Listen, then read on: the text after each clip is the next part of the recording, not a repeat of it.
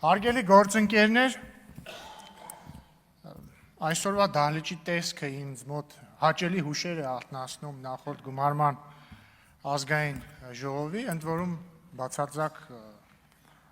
այլաբանություն չկա ասածից մեջ, իրապես հաճելի հուշեր է արթնացնում, որովհետև ես կարծում եմ առանց մեր ընդդիմադիր գործընկերների մեր քննարկումները շատ ավելի բովանդակային են անցնում,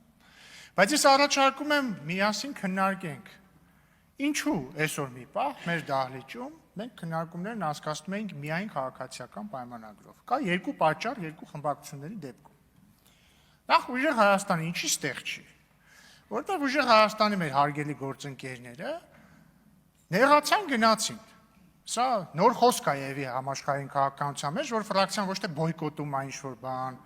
ոչ թե չգիտեմ ինչ-որ բան անում, նեղանում գնում են։ Քաղաքական նեղացկոտության հետ մենք գործ ունենք։ Բայց եկեք հասկանանք լավ ինչից նեղացան այս մարդիկ, որովհետև մենք Կտրիչ Ներսիսյանին անվանում ենք Կտրիչ Ներսիսյան։ Եկեք հասկանանք ինչի է տենց ընդհանրապես։ Օրինակ պարոն Կոնջյանը ճիշտ նկատեց, այն առաջի օրն էր երևի, երբ որ ես այս ամբիոնից ասում էի, դե Կտրիչ Ներսիսյանը բան չի, չէ, ասում էի, հա, դուստր ունի, զավակ ունի, պարոն Կարապետյանը իրոք տեղից ասես Գրիգոր Լուսավորիչն էլ զավակ ուներ։ Հիմա եկեք անալիզի ենթարկենք այս պնդումը ու ասողի հետևողականությունը։ Շատ լավ, Գրիգոր Լուսավորիչը իրոք ուներ զավակ։ Գրիգոր Լուսավորիչը ապրում էր 4-րդ դարում, առաջին ղեկավարն էր մեր նոր հիմնադրված եկեղեցու,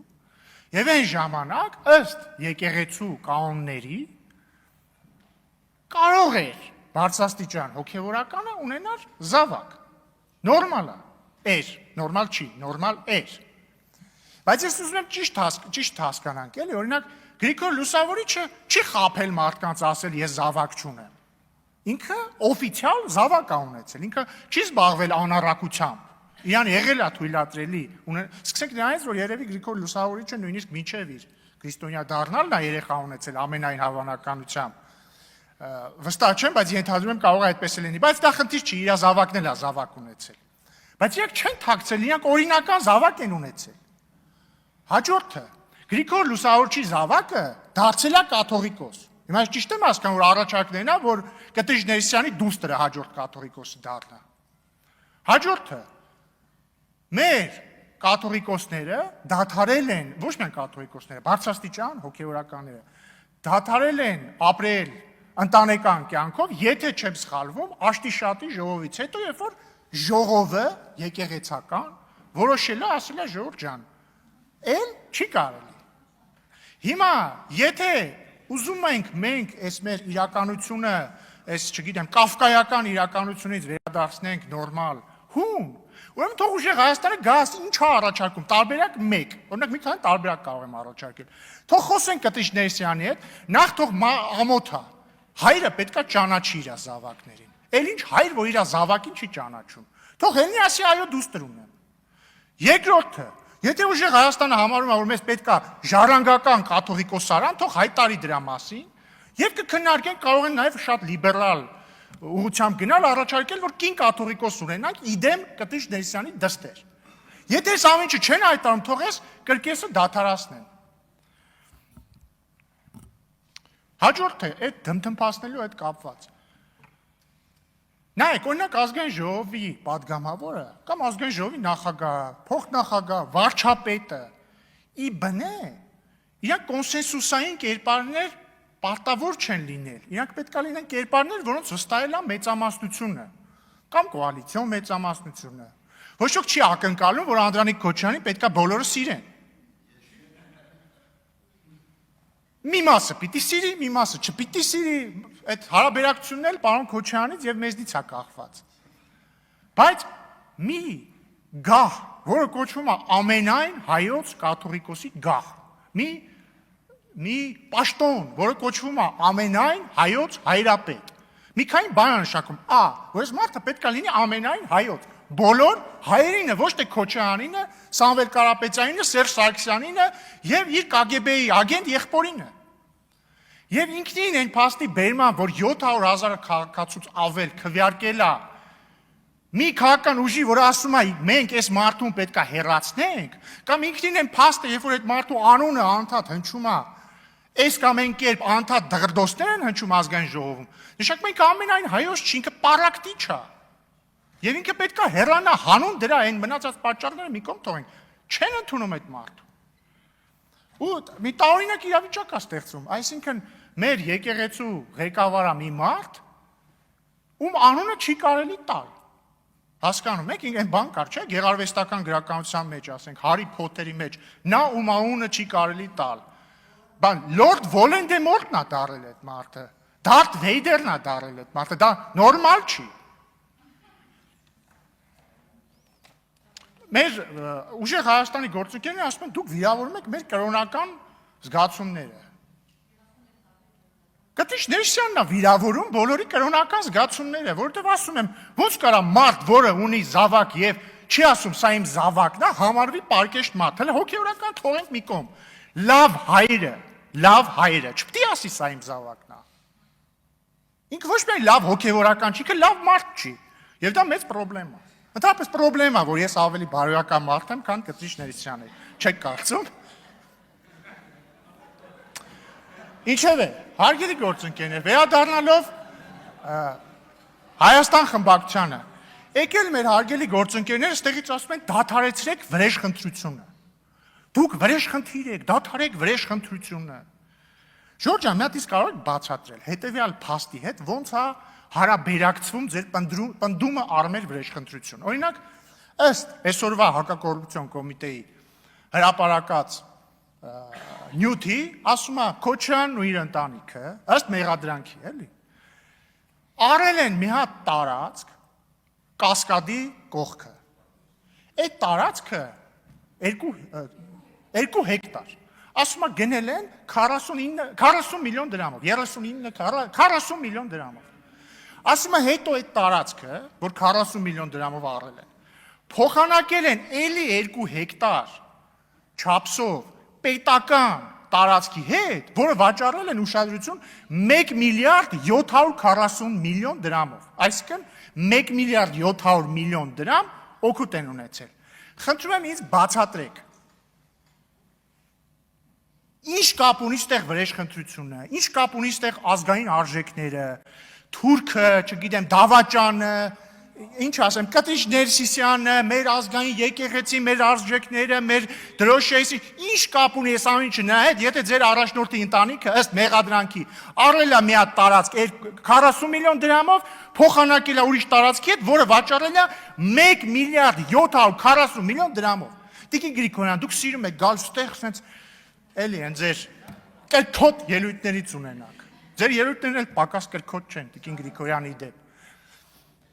Եք բացատրեք, խնդրում եմ, օրինակ կարող եք գալ եւ մեկ հոդաբաշխ բացատրություն տալ։ Ոնց է հնարավոր, որ տարածքը առնում ես 40 միլիոն դրամով, փոխանակում ես մյուս տարածքի հետ նույն չափսի, որը պետական է, ու վուալյա 1 միլիարդ 700 միլիոն դոլար քյար ես անում։ Բացատրեք դրամ, հա, ներողություն։ Բացատրեք, այդ ոնց է հնարավոր։ Ընդհանրապես դուք չեք հոգնել այդ ազգային արժեքները ձեր առաջնորդի ենթադրյալ Գողոնի Վահանի վերածելուց։ Չեք հոգնել։ Հայրենասեր եք, ազգային արժեքները ձեզ հետաքրքիր են, հա։ Հետաքրքիր են, արդարությունը ազգային արժեք, հա։ Արդարադատությունը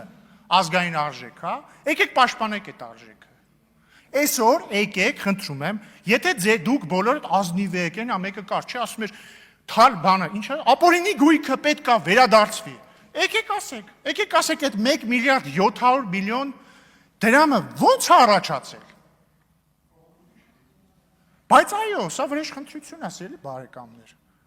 Արդարադատությունը ժողովրդի վրեժխնդրությունն է, ձեր նմաններից։ Եվ մենք վրեժխնդիր ենք լինելու Ռոբերտ Քոչարյանին, այլ ենթադրյալ կոռուպցիոներների, բոլորին հատ վրեժխնդիր ենք լինելու։ Որովհետև, ոնց էր ասում, երանի նրանց, որ քաղցն ու ծարավն ունեն արդարության, որովհետև նրանք պիտի հագենան։ Ու մենք հագենալու ենք մինչև վերջի կաթիլը։ Ռոբերտ Քոչարյանն էլ մուծվելու է մինչև վերջին կաթիլը այն բոլոր գումարները, որը դատախազությունը պահանջում է նրանից բռնագանձել որպես ապօրինի ձեռք բերված գույք, եթե իհարկե ապացուցի, բայց ես կարծում եմ շանսերը մեծ են, որ կապացուցի։ Շնորհակալություն։ Մեծարգո վարչապետ, հարգելի գործընկերներ, ոնց որ հիշում եք, մենք մեր կառավարության ծրագիրն էինք քննարկում, մեկ էլ եկան Քոչարյանականները ու սկսեցին խոսել հոկտեմբերի 27-ից, խոսեցին մարտի 1-ից, Վազգեն Սարգսյանից խոսեցին։ Այ երբ որ այս անուններն են տալիս, էլ չես կարողանում չխոսել ու չհիշել։ Վազգեն Սարգսյանը ասում էր Դավալու թե Արարատ, այս դեպքում այնքան էլ կարևոր չի, երբ որ հարցնում ես դաշնակցականներին ուր է Վազգեն Սարգսյանը, ցույց են տալու հայտնի եռաբլուրը։ Ուր է Վազգեն Սարգսյանը։ Այդ ոնց եղավ, որ հոկտեմբերի 27-ից առաջ իր կարգավիճակից բողոքող Ռոբերտ Քոչարյանը, որ ինքը ասում էր, չէ, որ թագուհու կարգավիճակն է իրեն մնացել, հոկտեմբերի 27-ից հետո դառնում է միակ տղամարդը, որովհետև գլխատվում են մնացած դերակատարները։ Եվ դրանից հետո ունենում է իհարկե մեծ լիազորություններ։ Հենց դրանից հետո Ռոբերտ Քոչարյանի ընտանիքին են փոխանցվում շատ կարևոր նշանակություն ունեցող գույքեր, տնտեսական եւ այլ նշանակություն ունեցող կարևոր շինություններ, հողատարածքներ եւ այլն։ Որովհետեւ թագուհու կարգավիճակում, իսկ այդպես ասում են այն պաշտոններին, որոնք այդքան էլ լիազորություն չունեն, հա, ինքն իրեն այդ կարգավիճակում էր հոկտեմբերի 27-ից առաջ զգում։ Հոկտեմբերի 27-ից առաջ ինքը չէր ունենա այդ լիազորությունը, այդ կարևոր այդ հեկտարները, միլիարդավոր դոլարները իր անունով անել։ Հիմա ինչ իմաստ ուներ գալ ու խոսել հոկտեմբերի 27-ից, Վազգեն Սարգսյանի անունը տալ։ Ինչ իմաստ ուներ։ Մազոխիստ չեք, ժողովուրդ ջան։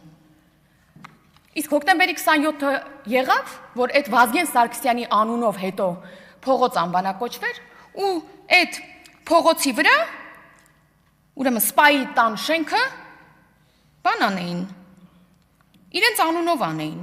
Ու հիմա այս մարդուն վերագրում են 2 օր է Քախ Հալատյալի կոչումը։ Իսկ սիրելի քաղաքացիներ, կուզեիք դուք էլ լինեք Քախ Հալատյալ ու արդեն գործընկերոջս ասած 8.3 հեկտար հողամասը 44 միլիոնով ունենայիք, ձեռք բերեք, չգիտեմ ոնց ասեմ, էլի յուրացնեիք։ Իսկ այդ ժամանակ այդ քառակուսի մետր 83,000 քառակուսի մետր տարածքը, այսինքն ձեռք են բերել ընդամենը $1, որ բաժանում ես, իրենք ձեռք կարող եք $1 հող ձեռք բերեիք։ Կուզեիք Քախ Հալատյալ կոչվեիք, բայց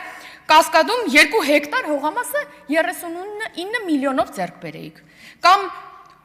Քախ Հալատյալ լինեիք ու Պարունյան 8 հասեում մի ամբողջ շենք ձեռք բերեիք եւ այդ հայտնի ուրեմն երասպասարկում ՓԲ-ի շենքի մասին է խոսքը։ Կամ Քախ Հալատյալ լինեիք, բայց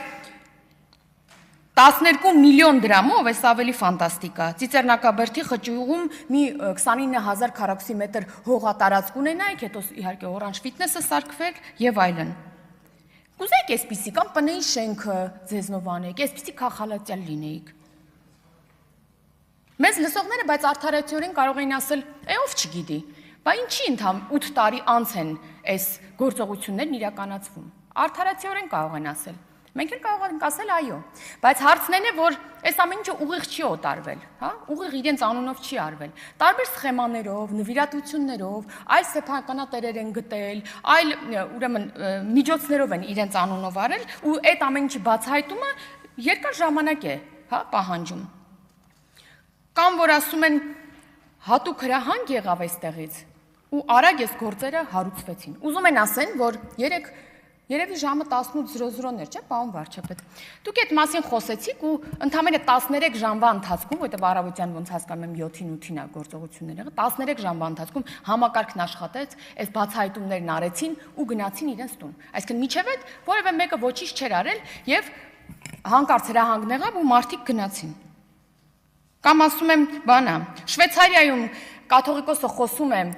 ռազմագերիների մասին եւ մի քանի ժամ հետո սկսվում է, այսինքն մի քանի ժամ հետո, ինչպես այդ կարողությունն է Ռոբերտ Քոչարյանի գլխին 13 ժամում հանկարծակի ընկել եւ մենք խոսել ենք դրա մասին,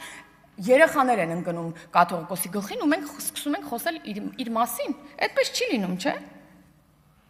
Կամ այս բանը էլի, որ ասում են, այս մեր Տիկին Գրիգորյանը մի հատ բան արեց, իր բառերով ասեմ, էլի, ասում է հայկական պետականության բովանդակության դեմ գրոհ է սա։ Ռոբերտ Քոչարյանի այս ուրեմն ըստ հակակոռուպցիոն կոմիտեի այս գողացածի մասին խոսելիս է ասում։ Սա հայկական պետականության բովանդակության դեմ, հայկական ինքնության դեմ գրոհ է։ Եթե Տիկին Գրիգորյան, սա է ձեր բովանդակությունը, սա է ձեր ուրեմն ինքնությունը, ուրեմն հա, թող դրա դեմ գրոհ լինի, բայց հեչ հավասարազոր չէ հայկական ինքնությունը, էլի Քոչարյանի ունեցվածքին, ել չեմ ասում, որ հայ ժողովրդի ինքնությունը, մեր պետականության բովանդակությունը հեչ այս գողոնի հետ էլի հավասարազոր չէ։ Կամ որ ասում են քաղաքալացյալ է Ռոբերտ Քոչարյանը։ Օրինակ մեր երկրում շատ են եղել քաղաքալացյալներ, քաղբանտարկյալներ եւ նրանց չեզոքացվել են նրանք, հա, սպանվել են, ձերբակալվել են, արտաքսվել են, չգիտեմ ինչ են եղել։ Եվ այդ ամենի նպատակն եղել է մարդկանց քաղաքականապես զրոյացնել, թույլ չտալ, որ իշխանություն ունենան, վտանգ են զգացել այդ մարդկանցից։ Հիմա ուզում եք ասեք, որ Քոչարյանը, մեր հələ սկզբունքները բան մի կողմ եմ էլի դնում, զուտ Քոչարյանը Քոքը մաշած Քոչարյանը մեզ համար տենց վտանգ էր ներկայացում, նոր ընտրություններն եղել։ Այն նույն բանաձևով, որ դուք ասում եք, որ մենք չենք ստացել, մենք ստացել ենք 29% են ասում, հա, հանրապետության ընտրողների քանակով են ասում, դուք 5 ու քանի տոկոս եք ստացել, դուք սկի այստեղ չպետքա լինեիք, որ մի հատ էլ խոսեիք, թե մենք քանի տոկոս ենք ստացել։ Այնպես որ Ռոբերտ Քոչարյանին քաղ հալածյալ մի ասեք։ Ոնց որ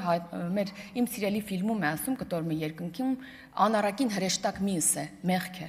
Շնորհակալություն։ Տիկին Գրիգորյան, Վագն Ալեքսանյան։ մի հեռացեք, սա էլ հոյմ քայլի ցուցակը չի, որ պատգամավոր դառնաք, հետո հեռանաք Քոչարյանի մոտ։ Ինչևէ, Տիկին Գրիգորյանը ասում է ամբողջ Հայաստան դաշինքի դեպ լքեց դալիճը, ինչև սպասել էր պարոն Մանուկյան, գոնե դուք մնայիք։ Ասում է Ռոբերտ Քոչարյանը կարող էր չգալ Հայաստան, բայց եկավ։ Չէ, Տիկին Գրիգորյան, Ռոբերտ Քոչարյանը չէր կարող չգալ Հայաստան։ Ավելին ասեմ, Ռոբերտ Քոչարյանը երբ որ արդեն եկել էր Հայաստան, արդեն մտել էր քաղաքական պրոցեսների մեջ, իրավական պրոցեսների մեջ, խնդրում էր, որ իրան թողեն, որ ինքը գնար, ասում էր, պրաշու, ձեր աշխատանքային լեզվով ասած, պրաշու обеспечить мой плавный выход из этой ситуации։ Այնտեղ պատասխանը չկա այդ հայտնի ձայնագրության մեջ, բայց ինչ որ մի բան, տենց ինչ որ մի վերին ձայն ինձ հուշում է, որտեղ պատասխանը եղել է նետ։ Ու դուք այդ նետի բերումով է, որ հիմա ստեղ եք, մեկու մեջ գալիս եք դալիճ, խոսում դուրս եք գալի արագ, որ հանկարծ պատասխան չլսեք։ Դուք այդ նետի պատճառով է, որ ստեղ մեկ եք ստեղ ներկայացեք իբր թե դուք բան տենց վեհանձնաբար, չգիտեմ ինչ, բաների պես էլ են հալածված ընդդիմադիր առաջնորդներ են ելնում, նրանց պես վեհանձնաբար եկել եք ինքնական որոշում եք կայացրել, դուք ինքնական որոշում չեք կայացրել, որտեղ դուք այդ ինքնական որոշումը կայացնելու հնարավորությունը չունեք։ Դուք այդ հնարավորությունը ծախել եք վաղուց։ Շատ վաղուց եք ծախել, հարկելի գործընկերներ։ Պարոն Մանուկյանն է գնաց, ասում է վենդետան, վրեժը, լավ բան չի, ինչի, ոնց, ինչի համար։ Ճիշտ է ասում պարոն Մանուկյանը։ Հայաստանի Հանրապետության ժողովուրդը 30 տարի, այսինքն 20 տարի է, փորձում է հասկանալ, թե ինքը ինչ էր արել, որ Ռոբերտ Քոչարյանը Հայաստանի Հանրապետության ժողովրդից տենց վրեժ էր լուծում ու չի կարողանում հասկանալ։ Այդ ճիշտ է, վրեժը վատ բան է։ Մենք տեսել ենք, թե ինչ վրեժ եք դուք լուծել Հայաստանի Հանրապետության ժողովրդից ու քաղաքացուց։ Տեսել եք, Երևանի կենտրոնում մարդկանց եք սպանել, անզեն, ծեծել եք, ջարդել եք, հարստահարել եք, որին կարողացել եք հարստահարել եք ու ստիպել եք, որ երկրից գնա։ Որին չեք կարողացել ենա, Մեսրոպ Մանուկյանը թող պատմի իր ղեկավարը ջնջիլների ինչ կոլեկցիա ուներ իր սարայներում ու ոնց էր մարդկանց մանտալի ջնջիլներով։ Վրեժի մասին են խոսում, ասում վրեժ, իրավունքի բան տենց։ Չգիտեմ ինչ ասա, այս ամեն ինչ ուղղակի։ Կամ բանն եմ ասում, Ռոբերտ Քոչարյանի նկատմամբ տեղի ունեցող քաղաքական պատվերը։ Ժողովուրդ ջան, եկել եք հասնում եք այս ամբիոնին։ Խնդրում եմ պարզ հայերենով ինձ բացատրեք, կամ պարոն Վարդևանյանն է ստեղ չի մեր գոլեգան։ Միշտ ասում անմեղության կանխավարկած, եկեք անմեղության կանխավարկածով հիմա դիտարկենք այսօրվա դատա հակակոռուպցիոնի հայտարարություն։ Ուրեմն ինչ է ասում։ Ասում է, որ պետությունը կամ Երևան քաղաքը, չգիտեմ ով, 44 միլիոն դրամով վաճառել է 8.3 հեկտար տարածք Երևանի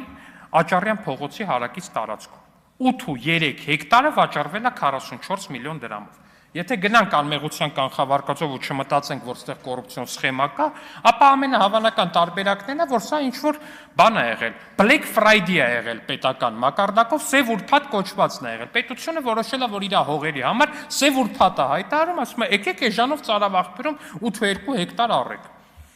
Մարդիկ գալիս են 44 միլիոնով առնում են։ Հետո էլի եթե շարունակենք այս ամեն ինչը անմեղության կանխավարկածով, ինչ է ստացվում։ Այս Fast Card ընկերության տերը, որ Black Friday շրջանակներում 44 միլիոնով 8.3 հեկտարն առնում է, ասում է,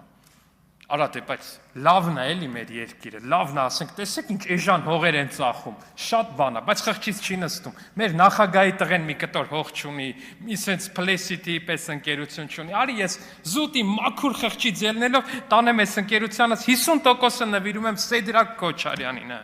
Սա անմեղության կանխավարկածն է, որը մեզնից պահանջում են հարգել հարգելի գործընկերներ եւ սիրելի քաղաքացիներ, հարգեք, եթե ուզում եք, ինչ ասեմ։ Ձեր իրավունքն է։ Բայց ինչև է, այստեղ բանակում բարքերի մասին է խոսում։ Հարգելի գործընկերներ, այո, բանակում կա եւ միշտ էլ եղել է պրոբլեմ։ Միշտ։ Ու այդ պրոբլեմը շատ տենց արտացոլված է նաեւ Ռոբերտ Քոչարյանի կառավարման տարիներին։ Հիմա այս վիճակագրությունից ընդհանրապես մենակ կարամ ասեմ, որ 2025 թվականին եղել է պատմական մինիմումը մեր բանակում զոհերի ու ինքնասպանությունների ու ինքնասպանությունների 2025 թվականը եղել է մինիմում։ Բայց օրինակ 2000-ականներին տարիներ կա, որ չգիտեմ 20-ով, 30-ով, 50-ով դեպք է տեղի ունեցել սպանության ու ինքնասպանության։ Բայց այս ամեն ինչը որտեղից է գալու։ Որտեղից է գալու։ Հարգելի գործընկերներ, ազգային ժողովի падգամավոր ունեք, ձեր նաև առաջնորդի տղան է։ Գնացել է դատարան, հպարտանում է ոստիկանին, ասում է ես ձեզ ասել եմ մուսր ոստիկանական մեքենա, ձեր այդ PR թիմերն է բան են անում։ Բան երկերի տակ են գողական կամ կիսաքրեական, եսի ինչ երկերի տակ TikTok-ներով դնում են, որպես ուժեղ բան տղա, ով կանգնեց ու ոստիկանին ասեց։ Կամ գալիս է ստեղ բան է անում։ Ասում է ձեր падգամավորներից մեկը ասեց, որ հաղորդում է տալու ձեր դեմ։ Նույն ինքը այսքան նկատի ուներ գործ տալ է։ Ժողովուրդ ջան, բակներեք, եթե ազգային ժողովում եք այդ բառապաշարը բերում ու այդ մենթալիտետը բերում։ Եթե ազգային ժողովի падգամավորի կողմից հաղորդում տալն եք գործ տալ ներկայացնում։ Բա ինչ եք ակը, դուք ինչ իրավունք ունեք առհասարակ բանակում միջադեպերի մասին խոսալ։ Դուք այդ միջադեպերի մասով շատ պետքա գնաք բան անեք, այնտեղ դիմեք այս կամ այն հեղինակությանը, որ այդ միջադեպերը լուծի։ Դուք այդ ամեն ինչի խրախուսողն ու շարունակողն եք, որտեղ ձեր մենթալիտետը ու ձեր արժե համակարգը դրանից այն կողմ չի գնում, անկախ նրանից թե ինչ շոր են հագցրել, բերել ինչ աթոռի վրա են նստացրել։ Չեք հասկանում, ոչ ձեր կարգավիճակն եք հասկանում, ոչ ձեր ներկայացրած տեղն եք հասկանում։ Ասում է ժողովրդի միստվար զանգված, պարոն Խաչատրյանը ասեց, ժողովրդի միստվար զանգված համաձայն չէ ժողովրդավարության ձեր պատկերացումների հետ, ասեց պարոն Արթուր Խաչատրյանը, նկատի ունենալով իրենց եւ ենթադրում եմ նաեւ ուժեղ Հայաստանի ընտրողներին, լիարժեքորեն համաձայն եմ պարոն Խաչատրյանի հետ, եթե ժողովրդի այդ ստվար զանգվածը համաձայն լիներ մեր պատկերացումների հետ, ընտրակաշարք չէր վերցնի։ Իսկ պարզ տրամաբանություն ու սիլոգիզմ, ասենք, Հայաստան դաշինքը գալիս տեղ բան է խոսում, ընտրությունների լեգիտիմությունից եւ մնացածից է խոսում, բայց ձեր ցավը տայմ, դուք ձեր գաղտնալսումներից խոսեք։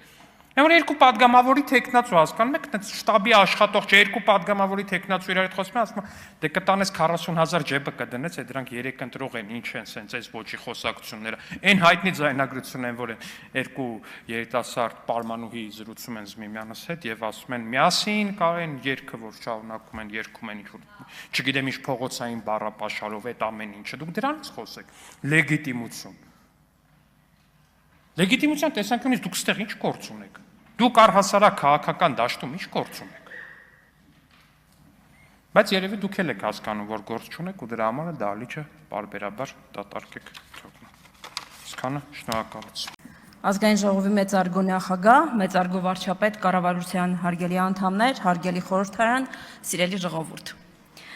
Ինչպես նկատեցիք, ընդդիմության մեր գործընկերները վերադարձել են, այլ կերպ ասած, հասկացել են, որ դահլիճից գնալը, լքելը, հեռանալը չի կարելի որակել քաղաքական դիրքորոշում եւ ինչ որ բան անելուց առաջ պետք է մտածել, թե հետ քայլը ինչպիսին կլինի։ Ես հասկանում եմ, որ ձեզ համար հարգելի գործընկերներ ամեն ինչ գրում են, տալիս են, երբեմն մեթոդիկաներով, երբեմն ձեր վարչած այլ փորձագետներով, բայց նման ֆորս մաժորներում երևի թե exit policy-ներ չունեք։ Ասեք կհուշենք։ Ուրեմն խորհրդարանի ձևավորման առաջին իսկ օրվանից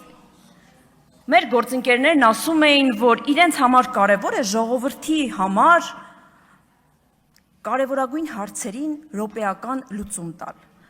Ժողովրդի բարեկեցության համար գտնել ճիշտ լուծումներ։ Հարգելի գործընկերներ, այդ ձեր ասացի բանալին կառավարության ծրագիրն է, որին ցավոք դուք ներկա չեղաք քննարկմանը։ Մենք չկարողացանք ձեր փայլուն մտքերը լսել, ակնդի լինել ձեր պաթետիկ ելույթներին։ Ինչու՞ չէ լսել նաև ձեր քննադատությունը, եթե դա օբյեկտիվ էր։ Այստեղ բանալի բառը եթեն է։ Ակնկալում ենք այո բովանդակային քննարկում, որովհետև այն բովանդակությունը, որն այսօր դրված է կառավարության ծրագրում, դա իրատեսականություն է, բխում է մեր նախընտրական ծրագրից, որը ծնվել է ժողովրդի կարիքից։ Իսկ ինչ եք առաջարկում դուք։ Ես հասկանում եմ, որ ժողովուրդը, բարեկեցությունը ձեզ համար ոչինչ է, որտեղ մարդ ասվածը ձեզ համար տարիներ շարունակ եղել է ցավոք սրտի միջոց։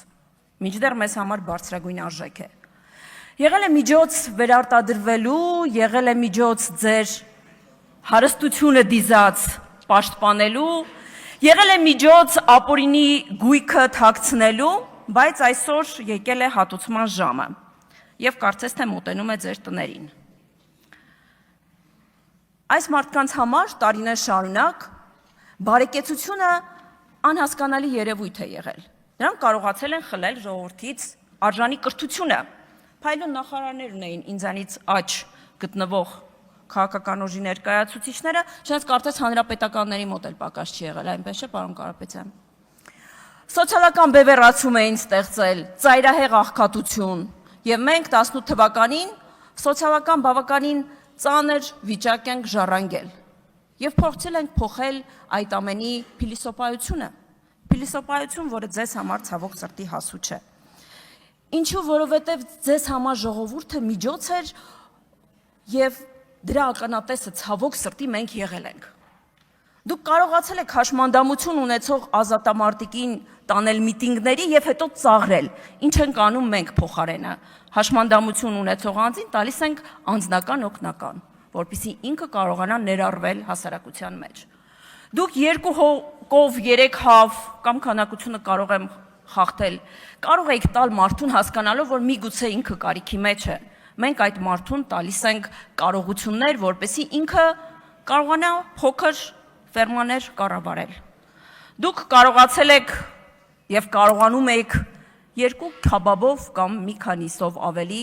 մարդուն գայթակղել, մենք իրեն տալիս ենք հնարավորություն վերապրոֆիլավորվելու, ձեռք բերելու հնարավորություններ այդ քաբաբը պատրաստելու եւ ձեզ մատուցելու։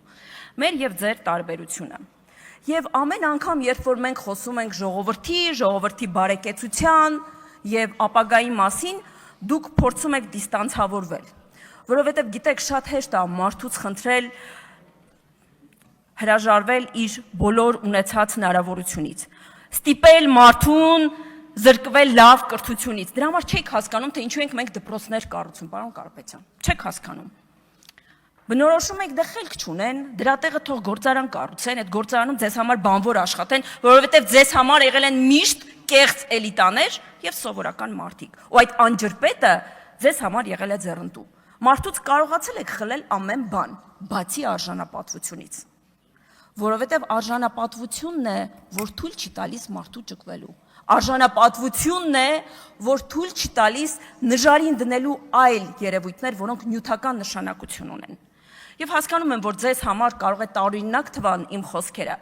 բայց մենք տասնամյակներով տեսել ենք ձեր քաղաքական հայրերի ձեռագրերը։ Եվ այսօր, երբ որ կառավարությունը թեև հավակնոտ, բայց իրատեսական ծրագիր է ներկայացնում, մենք այդպես էլ որևէ բովանդակային քննադատություն չլսեցինք։ Քավլիցի, մենք հեռու ենք այն մտքից, որ ցանկացած բան, որ մենք ներկայացնում ենք, անթերի է, պատրաստ ենք կառուցողական քննադատության, բայց երբ որ այդ քննադատությունը դատարկ է կամ տեղ-տեղ ուղղորդվում է այլ քաղաքական հորիզոններից, դա մտահոգության տեղ է տալիս իրապես մեզ։ Մենք առաջարկում ենք քաղաքացուն արժանապատիվ կյանք եւ իհարկե բարեկեցություն, որովհետեւ աշխատանքը, կրթությունը դա միակ բանալին է, որը մարդուն կարող է բերել դեպի այդ բարեկեցություն։ Մենք հասկանում ենք, որ այն հնարավորությունները, որը այսօր ընձեռվել է խաղաղության դարաշրջանում, անշրջելի են դարձնում շատ ու շատ գործընթացներ։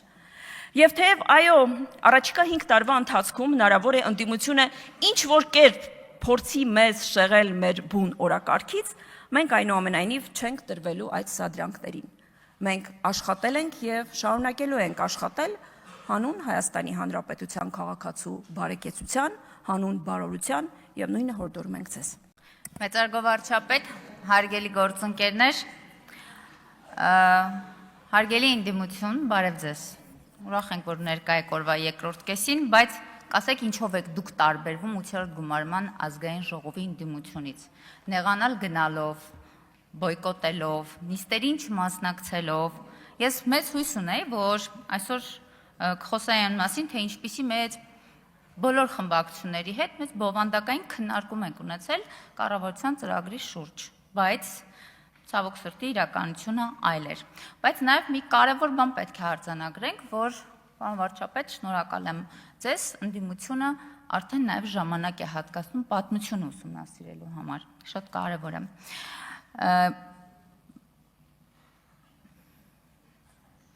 Այստեղ նաև պետք է խոսեմ, որ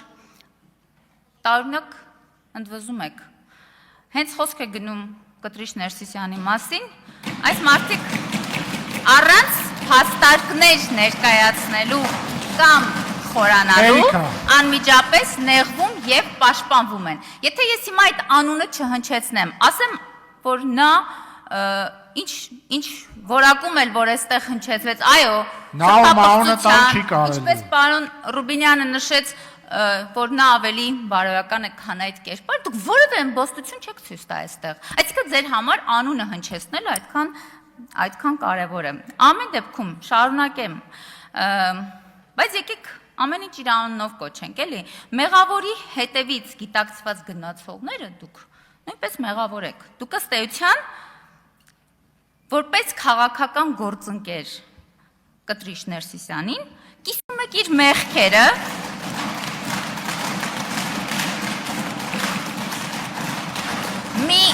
մի կողմը կուսակրոնության ուխտը մի կողմում կուսակրոնության ուխտը խախտելու մյուս կողմը ապօրինի գույքը զավթելու եւ այլ ապօրինությունների մեջ թաթախված լինելու մեղքը Էջմիածինը կուսակցության գրասենյակի վերածած ձեր գործընկերոջ հետ հեռանալու եք քաղաքական դաշտից այնպես, ինչպես երեք այս նիստերի դահլիճից։ Իսկ հիմա ըստ էության, քանի որ մեր պատասխանատվությունը